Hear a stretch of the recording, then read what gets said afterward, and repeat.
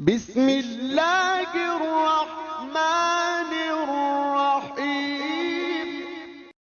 ایک صاحب کہتے ہیں کہ میں ایک باندی خرید کر لایا۔ دیکھنے میں وہ کمزور سی تھی، بیمار سی لگتی تھی۔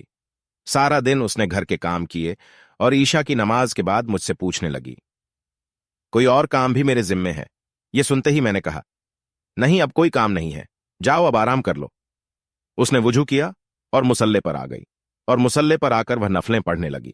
کہنے لگے میں سو گیا۔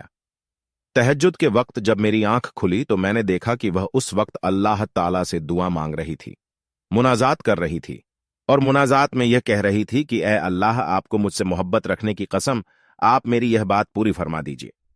کہتے ہیں کہ جب میں نے یہ سنا کہ اے اللہ، آپ کو مجھ سے محبت رکھنے کی قسم، تو میں نے اس کو ٹوکا اور کہا، اے لڑکی، یہ نہ کہہ کہ اے اللہ، آپ کو جو مجھ سے محبت ہے اس محبت رکھنے کی قسم، بلکہ یوں کہہ کہ اے اللہ، مجھے آپ سے محبت رکھنے کی قسم فرماتے ہیں۔